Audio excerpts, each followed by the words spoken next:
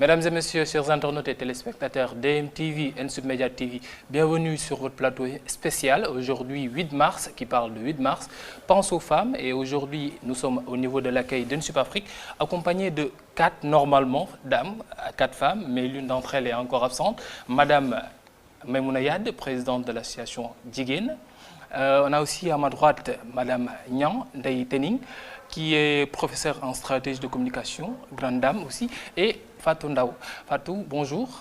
Bonjour, cher Hassan, et je vous remercie pour l'invitation. Je salue aussi Madame Niang, notre professeure que j'adore beaucoup, et Madame Yad que je viens de rencontrer. Madame Niang, je vais commencer par vous, en vous permettant aussi de saluer, qui parle du 8 mars, pense aux femmes. Et aujourd'hui, au Sénégal, on a ce thème. Féministe, quand il le faudra, jusqu'à ce qu'il... L'essentiel, c'est qu'on reste et demeure féministe. Aujourd'hui, on va parler du rôle et des fondements des mouvements féministes dans ce qu'on sait, c'est-à-dire l'émancipation des femmes. Vous, en tant que professeur, en tant que femme, que pensez-vous de ce sujet en tant que tel? Voilà, merci beaucoup de l'invitation. C'est toujours un plaisir d'être convié à une rencontre sur la problématique de la femme dans le cadre de la Journée internationale de la femme. Moi, je voulais centrer mon intervention sur 3 points. Le premier est de rappeler que l'histoire des femmes en général et des mouvements féminins et féministes en particulier reflète les expériences historiques, culturelles et également contextuelles des femmes. Les expériences donc qu'elles ont vécues et ce à travers le monde. Aujourd'hui, tout le monde sait que ce que les femmes africaines ont vécu dans leur histoire, dans leur contexte, est différent de ce que celles qui ont vécu en Europe, aux États-Unis vivent. Et ceci est d'autant plus vrai que l'ancrage de la célébration de la journée qui nous réunit aujourd'hui remonte aux luttes ouvrières. Tout le monde sait que l'histoire du 8 mars a commencé avec les femmes en Europe qui ont balisé le terrain par des luttes ouvrières, mais aussi par d'autres revendications qui sont le droit de vote, etc., etc. Et tout ceci pour dire que ce combat, parce qu'il a été balisé en Europe justement et aux États-Unis, n'est pas le combat des femmes. Ça, il faut que toutes les femmes aient conscience de cela. La journée du 8 mars, dans ses origines, n'est pas le combat des femmes africaines, mais le combat des femmes, plutôt du moins le combat des femmes occidentales et américaines. Maintenant, on peut toujours être solidaire par rapport à cette lutte et compatir plus ou moins aux situations et aux expériences qu'elles ont vécues à l'époque. Je rappelle, c'était le XXe siècle en Europe et aux États-Unis. Bon, c'était le premier point que je tenais à rappeler. Le second point est que les mouvements féminins qui se sont organisés et structurés sont très récents. C'est-à-dire les mouvements féminins en tant qu'organisation structurée sont récents. D'accord. C'est-à-dire il y a une histoire, excusez-moi, qui a précédé au mouvement féminin qui existe à l'heure actuelle. Donc, si on parle de mouvement structuré, il faut savoir que ça date des années 90, mais il y a toujours eu une organisation des femmes dans le contexte traditionnel africain. Merci. Madame Niang a si bien balisé le terrain, on pourrait dire, Madame Yad. Vous, en tant que présidente de l'association Jigéen, qui œuvre à l'intérieur du pays, un peu partout aussi sur le territoire national, quand on dit féministe tant qu'il le faudra, est-ce quelque chose d'assez radical ou bien juste montrer qu'il y a un combat qui est là et qui n'est pas encore terminé? Merci, cher. Tout d'abord, j'aimerais profiter de cette occasion pour vous remercier, mais également saluer les belles dames que j'ai trouvées aujourd'hui sur le plateau. Tout d'abord, j'aimerais bien sûr rappeler que le rôle de la femme dans la société africaine, par exemple, a toujours été un rôle pour moi de premier plan. Sur le plan, par exemple, culturel, je dirais, depuis les années 1900, avant l'indépendance.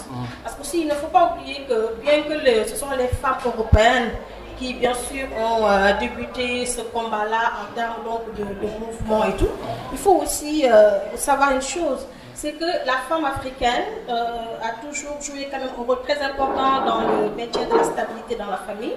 Et c'est très important. Donc le Sénégal fait partie par exemple de ces pays-là qui, même avant l'indépendance, ont vu quand même la naissance de mouvements de femmes.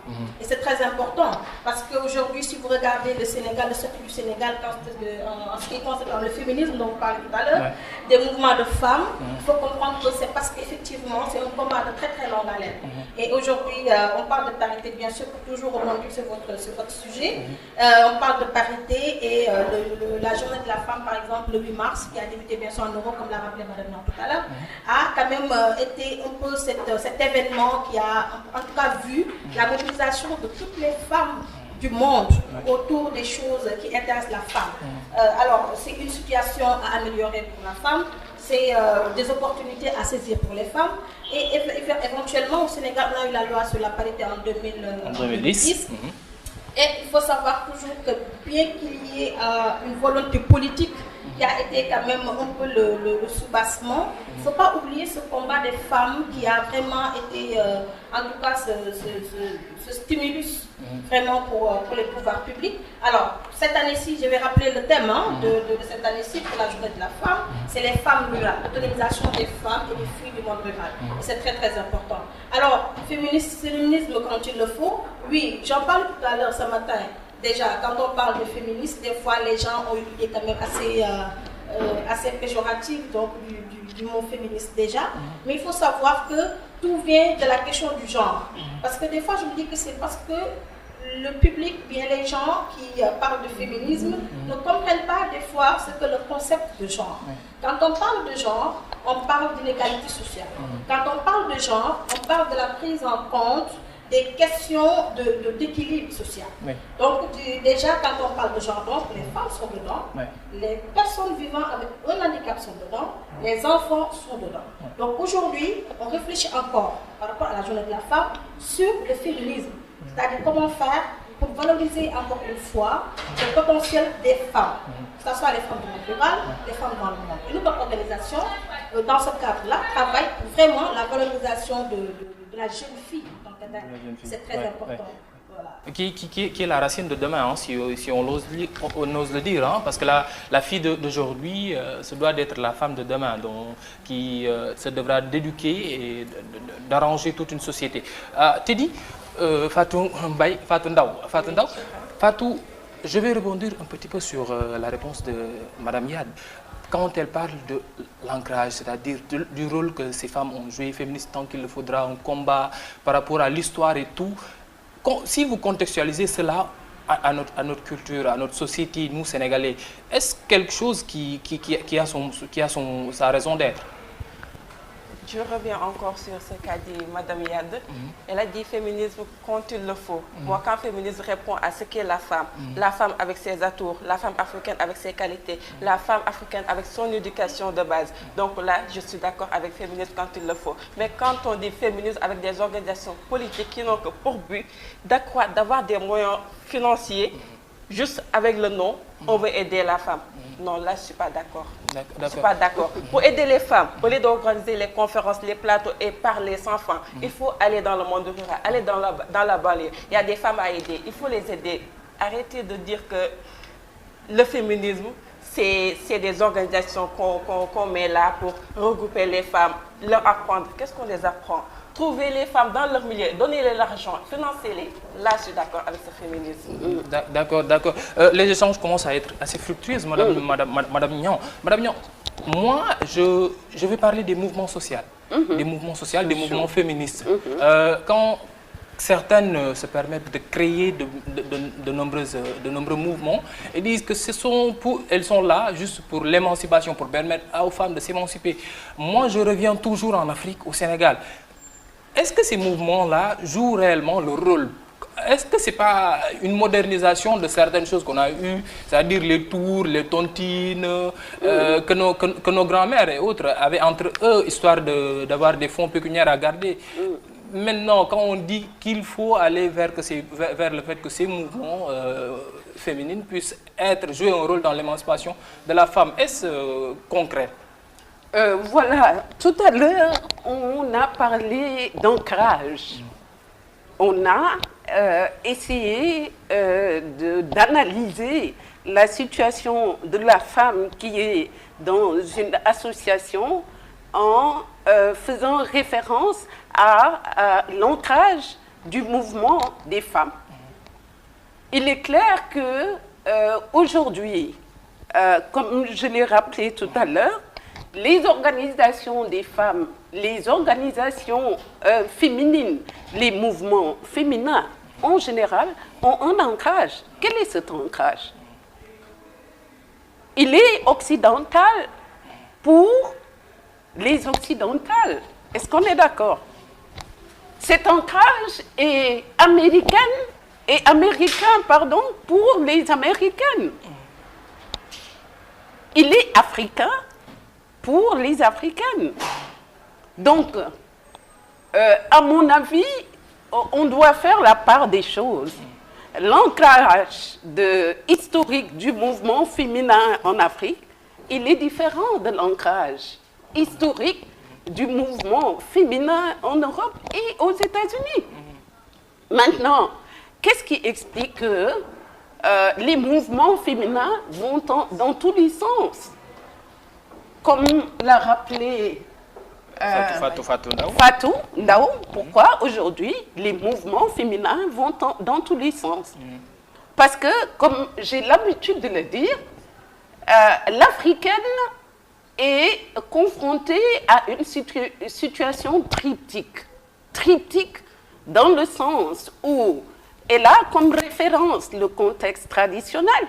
Madame l'a dit tout à l'heure, Madame Iyad, elle a l'ancrage référentiel traditionnel, mais elle a aussi l'ancrage référentiel religieux et également scolaire. Donc, cette femme qui met en place, ou bien qui est membre d'une association, est une femme qui regroupe en réalité toutes ces trois références. Et est-ce qu'on peut partir de trois référentiels qui sont fondamentalement différents pour mettre en place un groupement féminin qui soit un groupement qui peut progresser sans problème? Parce qu'il y a un problème au départ. Est-ce qu'on est d'accord? C'est vrai que nous, notre ancrage, il est traditionnel. C'est-à-dire, je l'ai rappelé tout à l'heure en disant que l'histoire des mouvements féminins, il vient de notre ancrage traditionnel. Je dis toujours aux étudiants, l'Afrique est le berceau de l'humanité. Tous ces mouvements féminins, en réalité, ont commencé en Afrique. Et c'est à tel point vrai que l'Afrique n'a pas de problème par rapport à ces mouvements. Parce que justement, les mouvements ont été conçus et ils sont nés africains. Ils n'ont pas d'autre connotation. Maintenant, tous les pays vont mettre en place des mouvements féminins, en tout cas les femmes, à partir de leur spécificité, à partir de leurs revendications à elles. D'accord. Madame Yad, si je me tourne vers vous, maintenant, est-ce qu'il ne faudrait pas se poser la question à savoir quels sont ces mouvements et que représentent ces mouvements féminins-là? Vous qui dirigez l'une d'entre elles, hein, je pense que vous saurez répondre à cette question. Voilà, disons que je vais juste apporter un petit éclaircissement par rapport à l'intervention de Fatou. Fatou, vous dire que, Fatou, si vous revisitez un peu l'historique des organisations féminines, il faut comprendre qu'il y a eu une très très grande avancée là-dessus. Pour moi, c'est très subjectif. Le fait, par exemple, de reprocher à une organisation féminine, des fois, ça présente autre chose qu'un essentiel. Peut-être moi, avec la petite expérience que j'ai eue, je l'ai quand même eue à partir de mon compagnonnage avec les organisations de femmes et qui, je peux dire, m'ont éduquée dans ce que je fais aujourd'hui.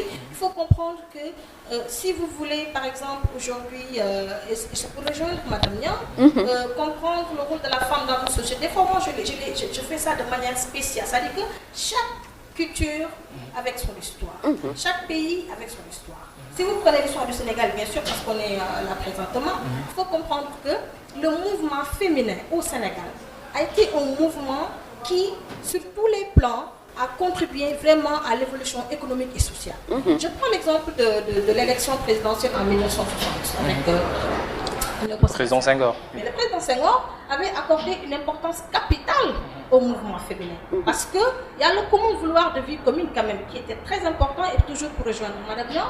Donc les femmes se sont toujours organisées en communauté, se sont toujours donc organisées en couple. Et ça c'est très important. C'est ce qui a fait que les femmes quand même ont eu un peu cette faculté et cette capacité de pouvoir se regrouper naturellement et de pouvoir prendre en charge certaines opportunités, certaines choses. Et ça c'est très important. Alors, moi je fais partie de ces femmes qui vraiment supportent le mouvement féminin pour plusieurs choses. Maintenant, revenons sur le féminisme bien sûr, parce que les gens quand même en parlent beaucoup et c'est là que je flingue un peu les hommes pour leur dire que ce sont les hommes... Même si c'est un homme qui anime le débat aujourd'hui. Mais bien sûr, parce que des fois je me dis que ce sont les hommes peut-être qui ne sont pas du tout prêts à accepter le féminisme. Pourquoi? Peut-être parce que en tant que peut-être professeur en communication, je dirais peut-être que c'est le soubassement, c'est le commencement de la communication qui a été faussé en ce qui concerne par exemple le féminisme et le genre. Parce que l'homme sénégalais est un peu réticent aujourd'hui par rapport au féminisme. Et ça aussi des fois il y a un défaut de désinformation ou bien on n'a pas du tout quand même la communication entre les femmes sur le féminisme et le genre n'a pas été faite de telle sorte qu'aujourd'hui il y a même une différence entre la définition exacte aujourd'hui et la définition initiale. Alors pour dire que il faudrait ne pas en tout cas amoindrir ou bien réduire en ayant le rôle ou bien l'impact que des organisations féminines dans le mouvement, dans le monde rural. Aujourd'hui, aller dans le monde rural. Vous savez, des fois je me dis que en termes de féminisme, en termes de mouvement féminin, nous on n'a pas à aller chercher en Europe ou aux États-Unis du tout, parce que quand même nous sommes les femmes africaines sont très organisées en termes de tontine, en termes de petites organisations pour vraiment, en tout cas, poser des actes qui ont un impact social. Maintenant, ce qui reste à faire, c'est la formalisation, c'est-à-dire mieux les organiser. C'est très important. Parce que si les femmes étaient encore mieux organisées par rapport à ce qu'elles font dans leur organisation, vous allez voir que nous, en termes de résultats, on peut dépasser vraiment les Européens. Maintenant, il faut prendre en compte aussi le contexte social. Le contexte social de l'Afrique est un continent très pauvre, donc ça impacte naturellement sur les femmes. Maintenant, ce qu'il faut retenir, c'est que aujourd'hui, les femmes devraient plus se souder en ce qui concerne les activités qu'elles font, allant dans le sens, bien sûr, de renforcer le potentiel des femmes, partout. Par exemple, moi, mon combat en tant que jeune femme sénégalaise est vraiment de rassembler aujourd'hui toutes les organisations féminines de jeunesse qui œuvrent pour la promotion de la jeune fille. Parce que plus on est unis, plus on est performante, plus on a de la force. Et ça, c'est un combat que je mène depuis des années et je pense qu'aujourd'hui, ça commence à porter vraiment ses fruits. Et ça, je rappelle encore qu'il ne faut pas oublier la relève, c'est très important. Le Sénégal a eu une histoire quand même très intéressante en matière de mouvement de femmes. Et jusqu'en 2010, on a eu la race et la parité. Maintenant, pour ne pas aller vers un perpétuel recommencement, il faut quand même prendre en compte la relève qui est très importante. Maintenant, il faut innover. Et par rapport à ce qui se passe dans le monde, essayer de voir comment est-ce qu'on peut mettre fin aux violences faites aux femmes. Comment est-ce qu'on peut permettre à chaque femme de chez nous. Comment est-ce qu'on peut permettre à chaque femme de pouvoir valoriser son plein potentiel? Il faut un monde équilibré. Et ce monde équilibré, ce n'est pas seulement les femmes qui vont faire, ce n'est pas seulement les hommes qui vont faire. C'est les hommes et les femmes qui, ensemble, vont vraiment booster ce monde-là et créer vraiment un environnement favorable pour que chaque humain puisse quand même se valoriser. Même il y a la présidente de l'association Djiguen.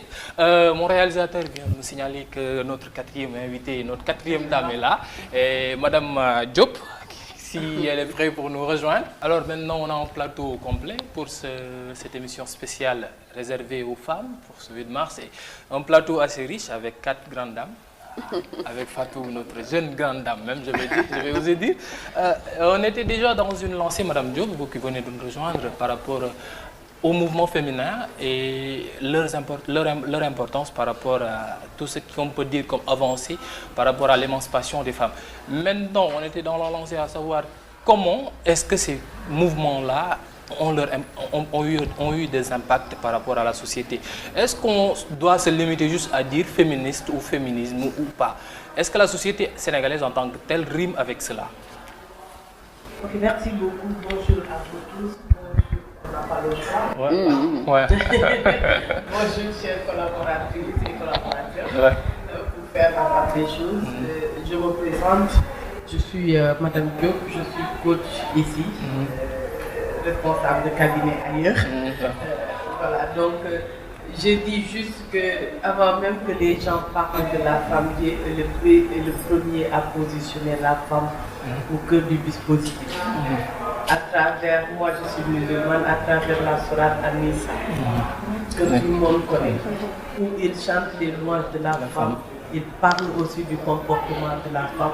Moi je me dis qu'un seul jour, ce n'est pas le jour des femmes. Les femmes occupent les 365 jours. Parce que Dieu n'a pas dit l'homme comme sexe masculin dans le Saint-Coran, mais a dit la femme dans le Saint-Coran. Donc rien que ça, il ne peut pas avoir une distinction aussi valeureuse que ça.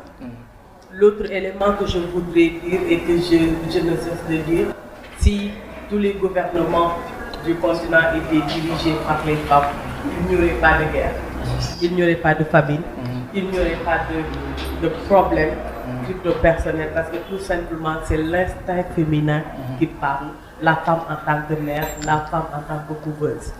L'autre élément que je voudrais soulever aussi, nous sommes dans une société où on ne sort pas les statistiques, malheureusement. L'Afrique en souffre, le Sénégal en souffre. Parce que si on fait des recherches liées à l'entrepreneuriat féminin, tu ne peux pas avoir des données fiables liées aux femmes qui entreprennent. Et pourtant, il y en a beaucoup. Non seulement il y en a beaucoup, mais la plupart des entreprises qui meurent ne sont pas gérées par des femmes. La plupart des entreprises qui meurent sont souvent gérées par les hommes. C'est vrai que les femmes mettent souvent en avant leur instinct maternel, la sensibilité, etc. Et sont même amenées à gérer l'entreprise comme leur propre maison. Mais c'est vrai qu'il y a des inconvénients, mais c'est ce qui fait aussi le charme de la chose. Parce que quand on parle de leader, c'est quelqu'un qui sait couver. Et la femme est le premier leader à couver ses enfants, qui sont les employés de l'entreprise. L'autre élément, je ne cesse de le dire, c'est les avantages que les femmes pourront saisir pour pouvoir, je ne dis pas pour pouvoir se positionner, parce que quand je dis pour pouvoir se positionner, c'est comme si les femmes se minimisaient en quelque sorte, alors qu'elles sont déjà valorisées par la créature divine. Je dis qu'il y a ces opportunités qui existent, on n'a qu'à présenter ça aux femmes, parce que nous souffrons aussi de, de rétention d'informations, pour ne pas dire asymétrie d'informations, terrible, criard, qui empêche à certaines femmes d'atteindre leurs objectifs. Voilà. Madame Diop, je vais rebondir un petit peu et revenir vers vous par rapport au fait de gérer, de couver tout cela. Mais quand on sait que même dans notre société, il y a beaucoup de divergences entre femmes, c'est-à-dire quand on parle de nous on est féministes, certaines se disent nous on se réclament, nous on n'est pas féministes, traditionnels, modernes. C'est ce manque de synergie par rapport à leurs actions. Le fait de choisir une seule journée, le 8 mars, ou bien un seul mois, le mois de mars, pour histoire de mieux se valoriser, est-ce quelque chose qui ne les amoindrit pas? C'est divergent, mais c'est l'homme qui est naturellement comme ça, parce que même quand on entre dans les entreprises, on voit des guerres terribles entre hommes. Donc pourquoi pas se focaliser seulement sur la femme, mais qu'on parle de féministes ou bien de personnes qui est contre tout ce qui est féministe, l'objectif est le même. c'est comment faire pour pouvoir repositionner la femme au cœur du dispositif pour qu'elle puisse gérer, pour qu'elle puisse atteindre ses objectifs sans contrainte. Parce que qu'on le veuille ou non, les femmes souffrent de contraintes. Problèmes fiscaux, on en souffre. Là, j'enlève la casquette de coach, je mets la casquette de responsable d'entreprise. Problème de marché, parce que tout simplement, on te regarde, on dit que tu es une femme, donc si tu n'es pas trop de place, si tu ne sais pas taper sur la table, après tu es écarté. Et pas mal de choses dont nous souffrons. Les fonds dont on parle, souvent quand tu parles, il y a beaucoup de barrières qui t'empêchent d'accéder à ces fonds. Alors qu'on sait que 90% de l'économie africaine, je dis même pas nationale, de l'économie africaine, 90% sont soutenus par les toutes petites entreprises, les GIE. Et quand on parle de toutes petites entreprises, TPE, PME, PMI, ce sont des structures qui sont gérées par des femmes, créées par des femmes et qui prennent d'autres femmes pour qu'elles puissent avoir de quoi nourrir, à commencer par tout ce qui est tontine. Aujourd'hui, on a un ministère qui s'occupe de l'économie solidaire. C'est quoi l'économie solidaire? Ce n'est rien d'autre que les tontines dont on parle. Donc c'est juste la formaliser, on a commencé à formaliser, mais maintenant c'est comment faire pour pouvoir les atteindre. Moi je ne parle pas de contraintes, parce que je me dis que c'est la communication qui est la base de toute chose. Si les femmes communiquent bien entre elles d'abord, il n'y aurait plus de problème, parce que nous avons cette sensibilité à pouvoir se comprendre. Voilà. D'accord. Fatou Ndaw, la loi sur la parité, les règles qui sont en train d'être manigancées, pour ne pas dire secrètement dites au niveau de l'Assemblée, pour essayer de voir comment faire pour que les femmes puissent avoir droit au foncier et à certains autres privilèges. N'est-ce pas un petit piège qui a été fait par les politiques, ou bien dire par certains hommes, par nos gouvernements, pour histoire de cadrer, de faire en sorte que ces femmes-là soient juste centrées sur une zone et pas sur d'autres? Effectivement, Chira, comme je le disais tantôt, ce sont ces idées reçues-là qui nous bloquent. Par exemple, nos gouvernements, nos politiciens, ils ont vu que ces femmes-là sont emballées par cette idée de parité, de féminisme. Ils ont commencé à politiser la chose en disant qu'avec la parité, les femmes seront au même niveau que les hommes. Et ce sont des idées qu'on leur met dans la tête et eux, sans pour autant réfléchir, s'ils lancent comme ça. En Europe, ils te disent que eux, ils luttent pour que les hommes et les femmes soient au même niveau, que les femmes ont les mêmes droits que les hommes. Et pourtant, ici, Madame Diop l'a soulevé tantôt, quand on dit, on est 4 ici, et pourtant on dit il. Un seul garçon nous bloque. Ça remonte au temps contemporain. Ici, on est dans un milieu privé. On peut appeler la secrétaire une secrétaire. Mais quand tu vas dans le milieu public, on appelle une secrétaire un secrétaire. Pourquoi? Parce que c'est ancré dans notre tête, même dans le milieu éducatif, c'est ça qu'on nous apprend. Il est temps que ça cesse. Si vous voulez vous attacher à ce mot féminisme, il faut la faire de manière africaine, de manière sénégalaise. En faisant quoi? En s'imposant, en se disant que je veux réussir, je vais entreprendre et je vais au bout de mes rêves. C'est ça que j'appelle féminisme. On a l'exemple de la dame du garage Femme Auto, Ndeye Sokhna Mboup. C'est une femme, elle a créé son garage. Le garage, d'habitude, on dit que ce sont les hommes qui gèrent ça. Mais elle a osé. Elle est allée dans le milieu des hommes et s'est imposée. Ouais. Elle a créé son entreprise. Elle a des agents, des hommes comme agents. Elle les dirige. Et pourtant, elle ne se dit pas que je suis féministe, je suis au devant des hommes. Non, non. En plus, elle gère sa famille. Et pourtant, c'est une femme. Elle ne se dit pas féministe. Donc, arrêtons ces idées reçues-là et se dire que la femme, c'est celle qui se mesure à l'homme, celle qui est tout le temps devant la scène, celle qui dit non à l'homme. Non, non, c'est pas ça. La femme, c'est la femme. La femme qui peut gérer l'homme en dehors et au devant de tout le monde. C'est la femme qui gère la famille. Et c'est la femme entreprenante, la femme ambitieuse. C'est moi ce que je conçois de la femme. Elle, à l'entendre, on sait que c'est l'une des révolutionnaires des temps modernes. Mais par rapport à tout ce que vous venez de dire, ça demande beaucoup de changements, des réformes assez profondes. Mais quand on sait qu'il y a la pression sociale qui est là, parce que Mme Diop l'a utilisé tantôt, la sourate Anissa, pour parler des femmes, mais dans notre culture, à nous, on dit la femme toujours derrière. Est-ce que tout cela, et aussi le fait qu'au sein des entreprises, dans certaines zones, par rapport à l'aviation, je dirais jusqu'à présent, c'est l'une des rares métiers où c'est très rarement qu'on peut entendre une femme et pilote. Hein. C'est quelque chose de très difficile à entendre. Hein? Bien que ça existe, mais pour les femmes africaines, je pense qu'il y en a juste une. Elle est nigériane. Elle est nigériane qui a eu à avoir son brevet pour être pilote. Hein? Oui. Voilà, encore, madame, je vous remercie pour votre intervention. Alors, je me permettrai juste de revenir encore avec Fatou. Fatou, il y a une part de vérité dans ce que vous dites. Parce que aussi, des fois, les politiques utilisent quand même un peu ces choses-là. Et c'est tout à fait normal parce que, en vérité, ce sont les femmes qui votent. Ce sont les femmes qui élisent.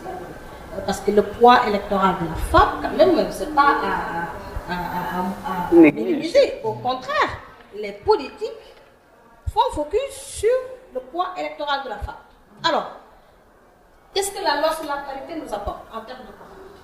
Je pense que la loi sur la parité, c'est quelque chose qu'il ne faudrait pas minimiser au Sénégal. C'est une loi qui renforce la femme au niveau institutionnel. N'est-ce pas une contrainte aussi? Cela ne peut être une contrainte dans la mesure où cela ne fait que donner à la femme cette possibilité de pouvoir vraiment aller de l'avant et cette possibilité de saisir au même titre que les hommes toutes les opportunités que la vie nous offre, mais aussi toutes les opportunités que nous avons. En tout cas, on va les saisir au même titre que les hommes.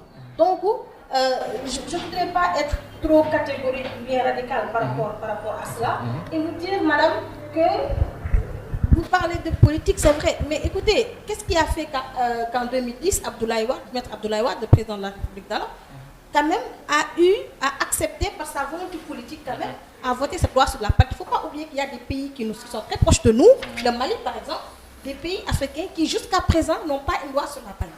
Donc c'est pourquoi je disais que l'histoire du Sénégal est une histoire assez spéciale.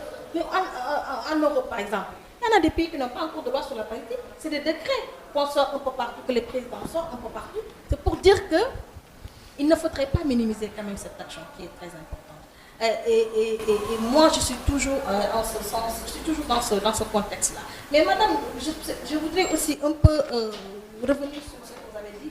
Vous dites que c'est tellement vrai que si on a une question, un problème de base de données, d'identification, ça c'est indéniable. Et si vous prenez déjà le dernier rapport de l'ANSD sur les entreprises, je pense que c'était le premier rapport que l'ANSD a eu à faire, vous allez voir que presque juste 31% des entreprises, de toutes les entreprises qui existent au Sénégal, sont dirigées par des femmes. Et les femmes, maintenant, généralement, en tant que chef d'entreprise, elles s'investissent soit dans le commerce, soit dans la restauration, à 80-90% dans la restauration, et soit dans l'agrobusiness, à quand même quelques centièmes près. Vous voyez, déjà, il y a les trucs comme les bâtiments, les chantiers, les bâtiments, les travaux publics et tout, là où vraiment les femmes ne sont pas encore positionnées. Et cette loi-là vient quand même renforcer et donner à la femme cette possibilité de pouvoir s'ouvrir au monde. Et je dis une chose, le monde a évolué. Aujourd'hui, même quand vous prenez la Banque mondiale, le FMI autant pour moi, vous voyez que l'autonomisation économique de la femme est vue à un contexte beaucoup plus général. Aujourd'hui, il est convenu au niveau international, que si on veut parler aujourd'hui de développement durable, si on veut parler aujourd'hui d'économie, de croissance économique au niveau international, il faut impérativement que la femme soit autonome. Il faut impérativement que les femmes puissent avoir des revenus qui leur permettent bien sûr de pouvoir participer activement à cette croissance économique. Donc aujourd'hui, c'est au-delà de l'urgence, ça devient une obligation pour le monde entier, vraiment, de pouvoir vraiment promouvoir cette autonomisation économique. Donc il faut aller viser loin, surtout travailler à formaliser, comme l'a dit Mme Diop, les mouvements féminins, mais également les accompagner. Et c'est très important. C'est pourquoi les mouvements féminins contribuent effectivement à renforcer le pouvoir des femmes. Le féminisme, il ne faut pas être complexe dans la vie. Du tout. Moi, je ne mets pas en œuvre le féminisme européen. Je n'y crois même pas. Ce n'est pas ma société, ce n'est pas ma nation. Je suis sénégalaise, je suis musulmane. Je crois à la femme de Fongolé. Je crois à la femme de Kaolack. Je crois à ces femmes-là qui chaque jour ont la possibilité d'avoir un petit revenu pour pouvoir subvenir aux besoins de la famille. Et c'est ça le leadership. C'est ça vraiment le potentiel de la femme qu'il faut faire. Bon, oui, juste pour réagir à ce qui a été dit jusque-là, je pense qu'il est important de recadrer un certain nombre d'aspects, de se dire dans un premier temps qu'il ne faut pas qu'on nous embarque dans des combats qui ne sont pas les leurs. Moi, je pense que nous avons une identité, nous avons un ancrage qui est notre culture. Et ceci est d'autant plus vrai que tout est parti de notre culture. C'est-à-dire, si on parle aujourd'hui de mouvements féminins structurés, c'est parce que ces mouvements ont été balisés depuis le contexte traditionnel. La religion, comme Madame l'a dit tout à l'heure, est venue renforcer, plus ou moins réorganiser ce que nos traditions nous ont laissé comme héritage. Et je pense que si les mouvements féminins continuaient à s'inscrire dans la dynamique traditionnelle, tout en s'ouvrant à la modernité, et ils n'allaient pas avoir de problème. Aujourd'hui, on a des problèmes parce que on veut faire avec, on accepte l'embarcation dans laquelle on veut bien nous emballer. Mais on a toute la richesse du contexte traditionnel qui peut faire en sorte qu'on peut évoluer de façon progressive et positive par rapport aux organisations féminines, au mouvement féminin en général. Et ceci, que ce soit en politique, que ce soit en économie et dans tous les secteurs. Donc, je me dis, l'alternative aujourd'hui, c'est que les femmes doivent comprendre que pendant longtemps, on nous a embarqués dans des combats qui n'étaient pas les leurs, qui ne sont pas les nôtres, pardon, et qu'on a voulu être dans ces combats. Mais la parité dont on a fait état, la parité, elle a toujours existé dans le contexte traditionnel. Je dis aux femmes qui sont à l'Assemblée nationale, mais moi je suis désolée, parce que j'ai comme l'impression que vous ne réfléchissez pas sur les actes juridiques, les lois juridiques sur lesquelles on vous embarque. Aujourd'hui, on parle beaucoup de parité, mais cette parité a toujours existé. C'est donc pas notre combat, parce que nous, en tant que femmes, dans le contexte traditionnel, on était les égales, des hommes. C'est-à-dire, on avait un statut social assez respectable. Et la religion, elle est venue renforcer ce statut respectable des femmes. Tout le monde sait que dans le contexte traditionnel, les femmes étaient très organisées. Et c'est cette idéologie organisationnelle qu'on a reproduit dans le contexte actuel. Donc, normalement, on ne doit pas avoir de problème. Quand j'entends qu'il y a beaucoup de divergences, que quand des femmes se mettent en association, elles ne peuvent pas atteindre l'objectif auquel elles aspirent, moi je dis non. Ça, ce sont des constructions sociales. Les femmes se sont toujours organisées et elles se sont toujours démarquées. Et cet ancrage-là, il faut qu'on reste dans cet ancrage. Maintenant, comme je l'ai dit tout au début, les mouvements féminins sont des mouvements divers. Aux États-Unis, il existe une histoire du mouvement féminin. En Europe, il existe une histoire du mouvement féminin. Comme en Afrique, les histoires sont différentes. Que nous, notre ancrage, il doit être un ancrage africain. Je ne veux pas entendre de parité, parce que la parité a existé, a toujours existé en Afrique. Oui. Il ne faut pas qu'on nous embarque dans ces considérations. Maintenant, les questions paritaires ont été soulevées en Occident et dans les pays en développement parce que justement, leur cheminement social les ont conduits à cette problématique paritaire. Mais nous, on l'a connue depuis longtemps. C'est pourquoi moi, en tant que sociologue, je ne me prononce même pas là-dessus. Je dis il faut éveiller et conscientiser les femmes. Leur dire que l'Afrique, la parité est née en Afrique. Que les occidentales et les américaines se sont inspirées de cette situation paritaire pour institutionnaliser ce qu'on appelle la parité. Mais la parité est née dans le contexte traditionnel africain. C'est comme qui dirait l'Afrique est le berceau de l'humanité. On est au début et à la fin de tout. Et notre religion, notre belle religion, est venue organiser, réorganiser tout cela. Oui. Madame Niang, comme vous venez de le dire, Madame Diop, je me tourne vers vous. Si je me réfère à Madame Marie-Angélique Savané, qui est l'une des pionnières des mouvements féminins avec son mouvement Yewi Yewi, lors d'un entretien il n'y a pas longtemps dans un journal, elle a clairement dit tout ce pourquoi elles se sont battues depuis les temps jusqu'à maintenant. C'est quelque chose qui maintenant se trouve balayé d'un coup. C'est comme si cela n'avait servi à rien et cela est devenu juste quelque chose, c'est-à-dire une politique alimentaire pour les femmes. Est-ce quelque chose qui montre que ces mouvements féminins-là n'ont pas lieu d'être et qu'on doit se limiter à ce que l'on connaît de manière traditionnelle, les tontines et tours et autres?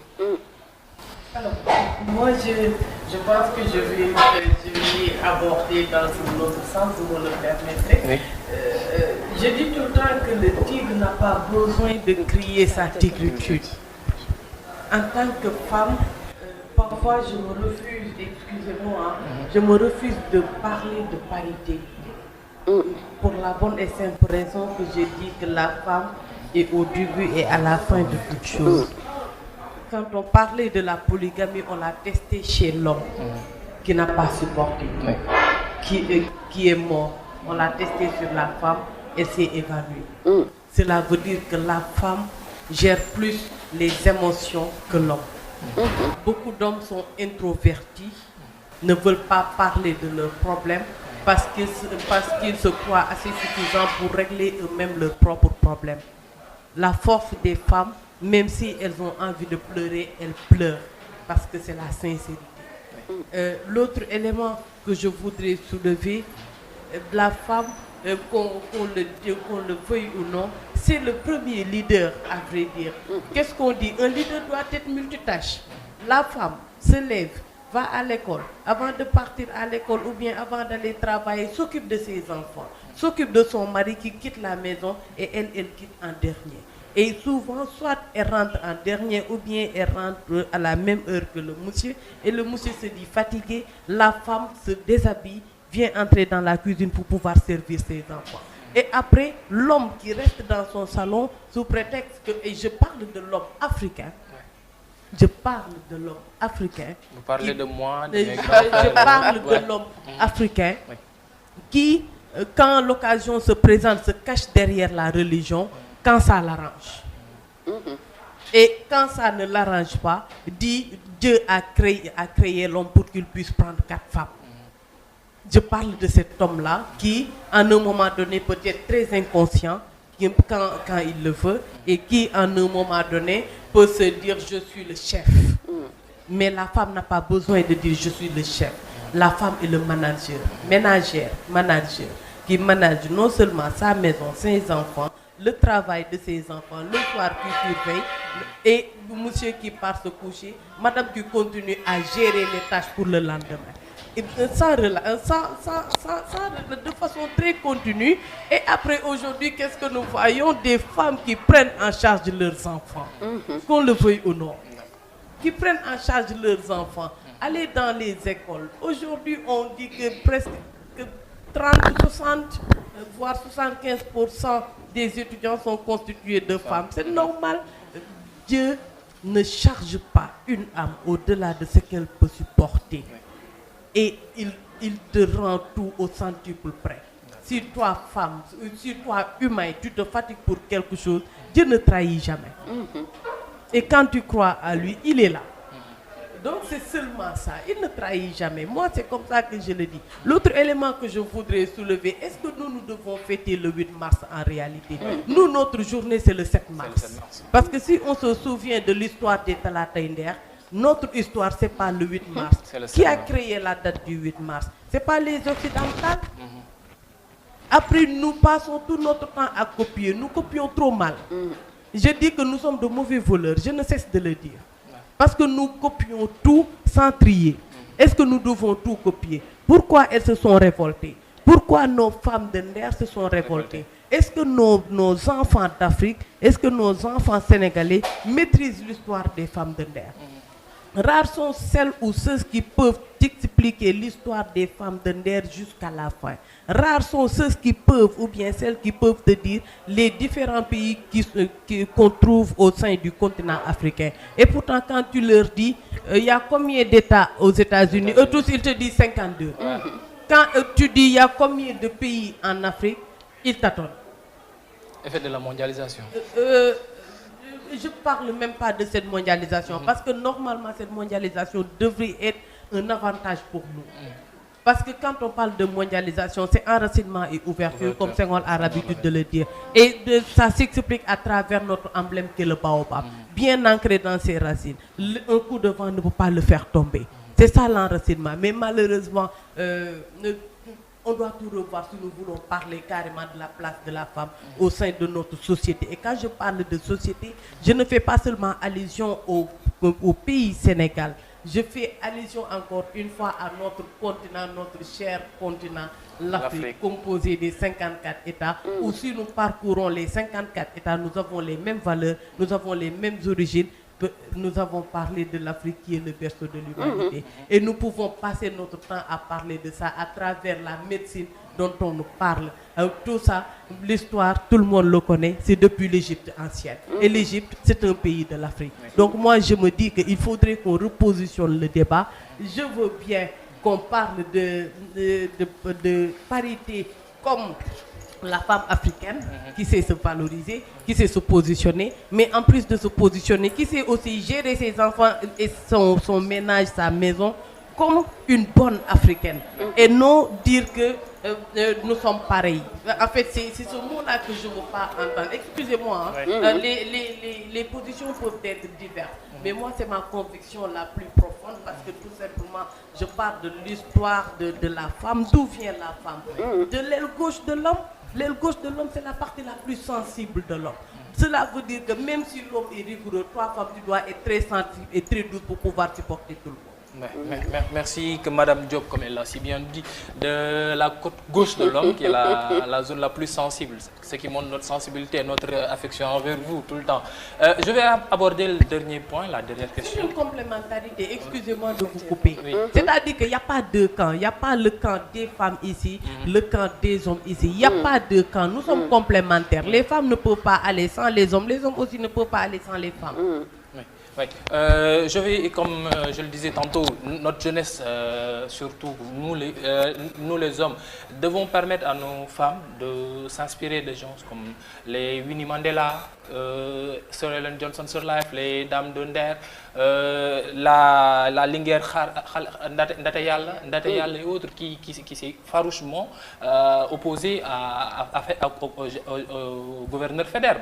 Donc ce sont là des références pour la jeunesse féminine. Maintenant, ma dernière question, elle serait de savoir, est-ce que maintenant, on ne devrait pas changer la donne, c'est-à-dire, au lieu de parler du 8 mars, mais maintenant parler du 7 mars, qui devra être notre fête à nous.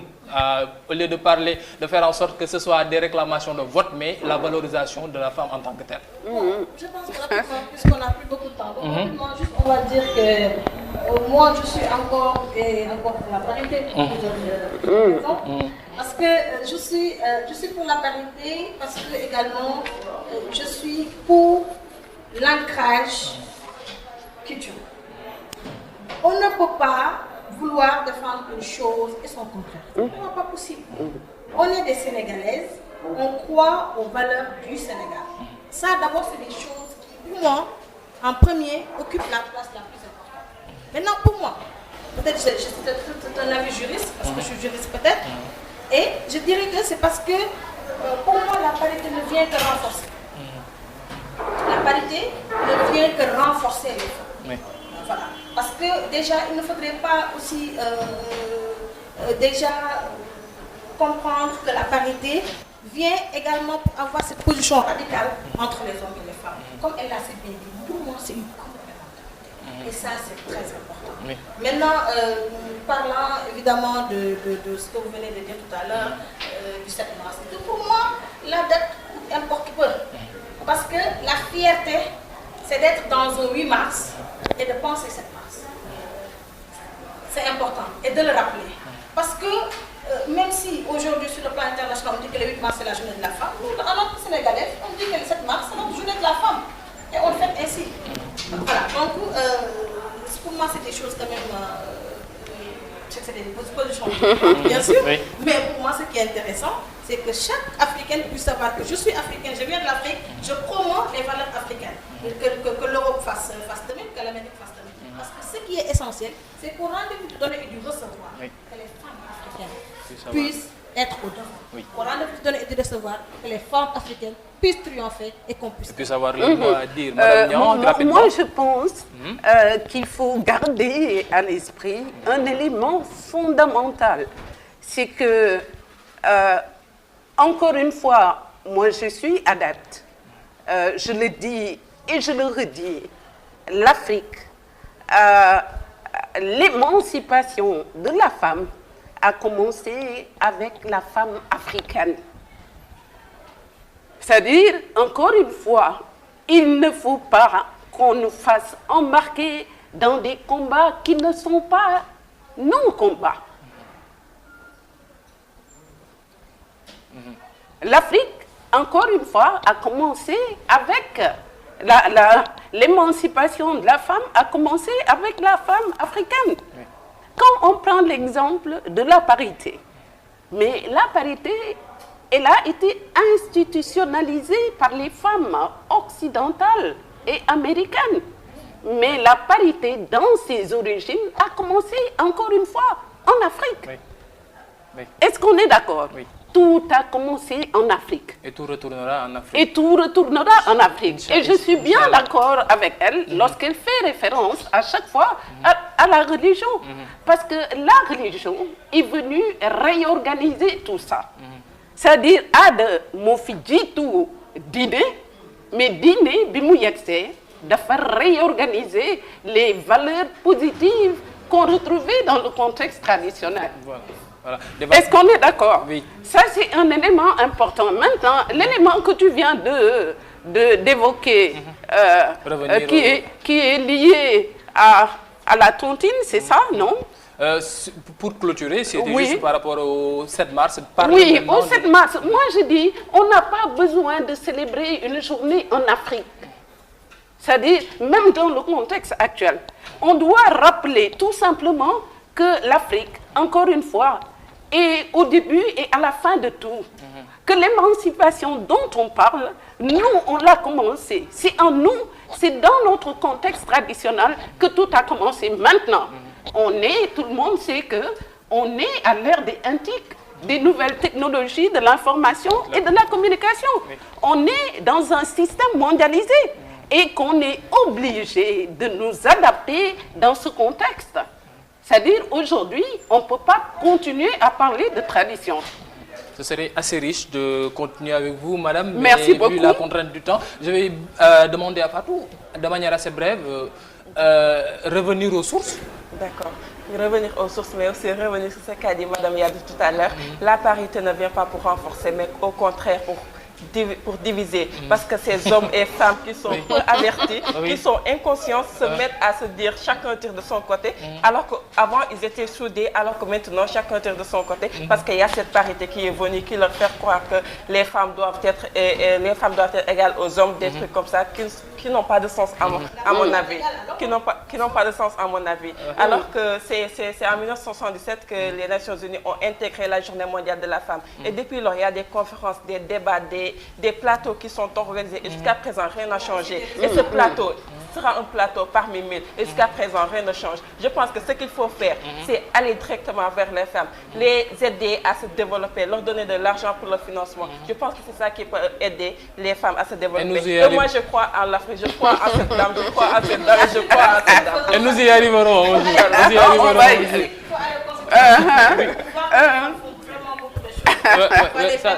Mais c'est pas encore palpable. C'est pas encore palpable. Mais moi je pense, oui. Quelle est votre position? Quelle est votre participation? Quel est votre appui? Qu'est-ce que vous apportez vous Oui. en tant que femme en termes de contribution? Mais s'il vous plaît, que la femme doit oser entreprendre et réussir, et ne pas rester dans son cœur et se dire que c'est inférieur à la femme. Voilà, ce sont des idéologies qui sont bien défendues. Pour une minute, je pense qu'elles disent la même chose le temps nous et contraint. qu'elles sont en train de se retrouver sur la problématique de la parité. Elle dit que la parité n'a jamais existé, c'est ça. Mais il faut garder à l'esprit que la parité a toujours été là dans le contexte traditionnel. Et encore une fois, il ne faut pas qu'on nous embarque dans de faux débats. Et elle dit que la parité est institutionnalisée aujourd'hui, mais elle a commencé avec les Africaines. Donc cette parité a toujours existé. L'homme a toujours été l'égal de la femme dans le contexte traditionnel et même dans le cadre de la religion. Je dis, ça aurait été bien, dans le cadre de ce genre de rencontre, inviter, convier des spécialistes de la religion et des spécialistes traditionnels pour qu'ils nous éclairent davantage sur ces problématiques. Je vous remercie. Des choses qui ont été notées. Madame Diop, votre dernier mot par rapport au sujet, par rapport à cette journée, si on doit parler de journée pour les femmes ou bien des femmes en tant que telles, pas parler de journée en tant que telle. Juste que je comprends l'inquiétude de Fatou. Parce que tout simplement, il y a peut-être un problème de communication autour de cette loi. C'est pourquoi les gens interprètent comme ils le veulent, comme ils le sentent, et les hommes en abusent. Quand on parlait de galanterie, aujourd'hui ils te disent que je te cède plus ma place parce que vous avez parlé de parité. C'est ça. On fait 1 plus 1 maintenant. Donc voilà, on fait 1 plus 1 et après ça tue petit à petit leur sensibilité. Même quand ils voient une femme qui pleure, donc finalement même les jigéen doon seet si ñoom nekkatul si ñoom mi ngi disparaître petit à petit. Alors que qu'on parle de loi et tout ça, ce sont des textes, mais nit ak nité moo wute. Parce que tu peux être un homme et ne pas avoir de personnalité. Il y a certains raisonnements, quand tu raisonnes comme ça, c'est parce que tu n'as pas de personnalité. C'est comme ça que je perçois la chose. Et l'autre élément là où je vais boucler, j'ai dit, revenons aussi sur l'histoire. L'Afrique, berceau de l'humanité, les premiers os ont été retrouvés en Afrique. Mais les os appartenaient à qui? Les os appartenaient à une jeune fille âgée de 15 ans qui s'appelait Lucie. Rien que ça montre que la femme ne doit même plus chercher sa place. La place lui est déjà octroyée et naturellement, c'est là où je vais conclure. Merci. Merci. Une place, comme nos charmantes invités ont eu à le dire, une place qui a été inscrite par l'histoire, une place qui a été inscrite par la culture, une place qui a été inscrite aussi par la religion. Maintenant, reste à savoir si les femmes africaines, les femmes du monde entier et les femmes sénégalaises en particulier vont savoir retenir des leçons de ce 8 mars ou bien des journées qui leur sont dédiées. Chers internautes, chers téléspectateurs, ce fut un honneur pour moi de vous d'animer ce plateau assez riche. Bonne fête à toutes les femmes, à nos mères, à nos sœurs et à nos charmantes invités. Et à bientôt. Bonne fête aux femmes. Merci beaucoup. Merci.